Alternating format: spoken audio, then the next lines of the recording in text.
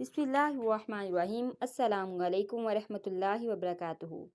آج ہم بات کریں گے ایک ایسے صحابی رسول صلی اللہ علیہ وآلہ وصحابہ وسلم کے بارے میں جنہوں نے اپنے باپ کے ساتھ جانے سے انکار کیا اور نبی اکرم صلی اللہ علیہ وآلہ وصحابہ وسلم کے ساتھ غلامی میں رہنے کو ترجیح دی۔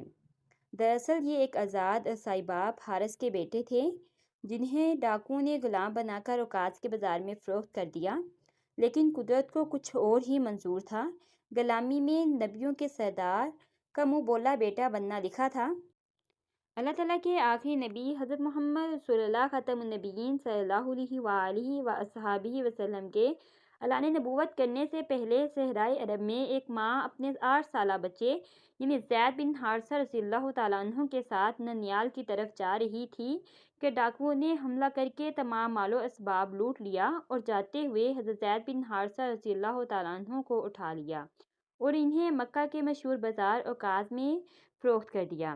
اوقاز عرب جاہلیت کا ایک مشہور میلہ تھا جو نخلا اور طائف کے درمیان میں مقام اوقاز میں لگتا تھا اور 20 دن تک جاری رہتا تھا۔ یہ میلہ خرید و فروخت کے علاوہ ایک قومی، ملی اور عملی میلہ تھا جس میں شرکت کے لیے دور دور سے عرب قبائل آتے تھے۔ اس میں زیادہ تر توجہ اپنے قبائل کی بہادری اور ان کے کارنامے پیش کرنے کی طرف ہوتی تھی۔ اتفاق سے حضرت خدیجہ الکبریٰ رضی اللہ تعالیٰ عنہ جو نبی اکرم صلی اللہ علیہ وآلہ وصحابہ وسلم کی پہلی بیوی تھیں، انہوں نے اپنے بھتیجے حضرت حکیم بن حزام رضی اللہ تعالیٰ عنہ سے فرمایا، میرے لیے ایک عربی نسل سمجھدار غلام خرید لاؤ۔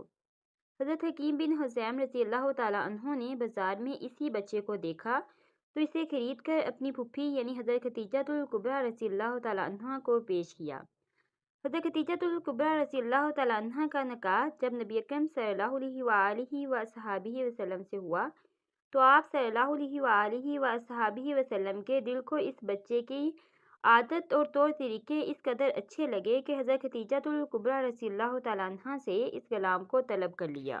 حضرت خدیجہ الکبریٰ رضی اللہ تعالیٰ عنہ نے انہیں نبی اکرم صلی اللہ علیہ وآلہ وصحابہ وسلم کی بارگاہ میں بطور تحفہ پیش کر دیا، جس سے ان کو نبیوں کے سردار نبی اکرم صلی اللہ علیہ وآلہ وصحابہ وسلم کی غلامی کا شرف حاصل ہوا کہ جس پر ہزاروں آزادیاں اور تمام دنیا کی شہنشاہیاں قربان ہوں۔ اتفاق سے حضرت زید رضی اللہ تعالیٰ عنہ کی قوم کے چند افراد حج کی غرض سے مکہ آئے تو انہوں نے آپ رضی اللہ تعالیٰ عنہ کو پہچان لیا اور جا کر حضرت زید رضی اللہ تعالیٰ عنہ کے والد کو خبر دی کہ تمہارا بیٹا غلامی کی زندگی گزار رہا ہے۔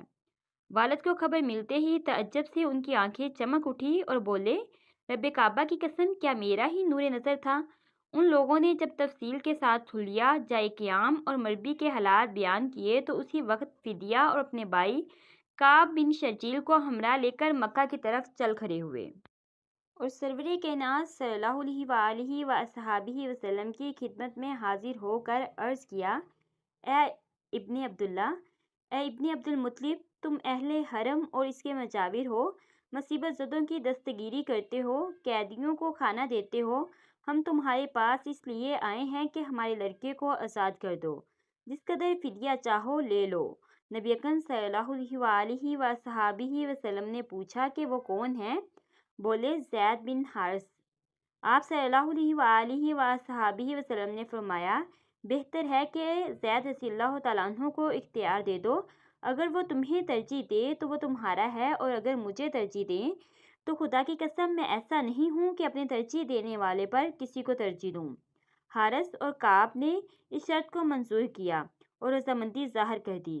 جب حضرت زید رضی اللہ تعالیٰ عنہ کو بلایا گیا اور سرور کائنات صلی اللہ علیہ وآلہ وسلم کے سامنے پیش کیا گیا تو رسول اللہ صلی اللہ علیہ وآلہ وصحابہ وسلم نے حضرت زید رضی اللہ تعالیٰ عنہ سے پوچھا کہ تم ان دونوں کو پہچانتے ہو؟ انہوں نے کہا، ہاں، یہ ایک میرے باپ ہیں اور دوسرے چچا ہیں۔ آپ صلی اللہ علیہ وآلہ وصحابہ وسلم نے حضرت زید رضی اللہ تعالیٰ عنہ کو انتخاب دیا کہ اب تمہاری مرضی ہے، چاہے مجھے پسند کرو یا ان دونوں کو۔ حضرت زید رضی اللہ تعالیٰ عنہ کو شہنشاہ کونین صلی اللہ علیہ وآلہ وصحابہ وسلم کی غلامی میں جو لطف ملا تھا، اس پر ہزاروں آزادیاں قربان ہوں۔ حضرت زید رضی اللہ تعالیٰ عنہ بولے، میں ایسا نہیں ہوں کہ جو حضور اکرم صلی اللہ علیہ وآلہ وصحابہ وسلم پر کسی کو ترجیح دوں۔ آپ صلی اللہ علیہ وآلہ وصحابہ وسلم ہی میرے ماں باپ ہیں۔ حضرت رضی اللہ تعالیٰ عنہ کی اس مخلصانہ وفا شاعری نے ان کے باپ اور چچا کو حیرت میں ڈال دیا۔ تعجب سے بولے، زید افسوس تم پر کہ آزادی باپ اور چچا پر غلامی کو ترجیح دے رہے ہو۔ حضرت رضی اللہ تعالیٰ عنہ نے فرمایا، میں اس عظیم ہستی کا ساتھ کبھی نہیں چھوڑوں گا۔ حضرت رضی اللہ تعالیٰ عنہ کی غیر معمولی محبت کو دیکھ کر حضرت محمد رسول اللہ خاتم النبیین صلی اللہ علیہ وآلہ وصحابہ وسلم نے انہیں آزاد کر دیا اور خانہ کعبہ میں جا کر اعلان کر دیا کہ زید رضی اللہ تعالیٰ عنہ آج سے میرا بیٹا ہے، میں اس کا وارث ہوں اور وہ میرا وارث ہوگا۔ اس اعلان سے ان کے باپ اور چاچا کے افسردہ دل گل شگفتہ کی طرح کھل گئے۔ اپنے لگتے جگر کو ایک شفیق اور معزز باپ کی آغوش میں دیکھ کر اطمینان ہو گیا اور اطمینان و مسرت کے ساتھ واپس لوٹ گئے۔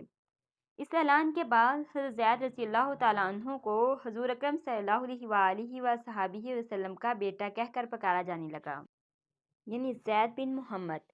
لیکن جب اللہ تعالیٰ نے قرآن مجید فرقان حمید میں ارشاد فرمایا، ادعوہم لآبائہم ہو اقسط عند اللہ، انہیں ان کے باپ کا ہی کہہ کر پکارا کرو، یہ اللہ کے نزدیک زیادہ ٹھیک ہے۔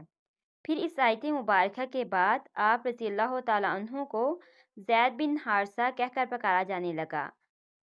حضرت رضی اللہ تعالیٰ عنہ فضیلت کے وہ چاند ہیں کہ جس کی چمک کبھی مانت نہ پڑے گی۔ وفا شاعری، شوق جہاد، ذوق عبادت، عاجزی و انکساری میں بلند مقام پایا۔ کم عمری سے لے کر شہادت تک نبی اکرم صلی اللہ علیہ وآلہ وصحابہ وسلم کا ساتھ نبھایا۔ آزاد کردہ غلاموں میں سب سے پہلے دولت ایمانی کو ڈولی میں بڑھنے کا شرف پایا۔ صحابہ کرام رضی اللہ تعالیٰ عنہم میں حب نبی یعنی نبیوں کے محبوب کا لقب پایا۔ 9 مرتبہ حضور اکرم صلی اللہ علیہ وآلہ وصحابہ وسلم نے آپ رضی اللہ تعالیٰ عنہ کو امیر لشکر بنا کر روانہ فرمایا اور ہر مرتبہ آپ رضی اللہ تعالیٰ عنہ نے کامیابی و کامرانی کا جھنڈا لہرایا۔ 8 ہجری میں غزوہ موتا کے وقت جام شہادت نوش فرمایا۔ اسی امید کے ساتھ اجازت دیجیے کہ آپ کو ہماری ویڈیو پسند آئی ہوگی۔ اپنی پسندیدگی کا اظہار لائک، سبسکرائب اور کمنٹ کر کے دیجیے۔ بہت جلد ملتے ہیں ایک نئی منفرد معلوماتی اور تحقیقی ویڈیو کے ساتھ۔ تب تک کے لیے اللہ حافظ۔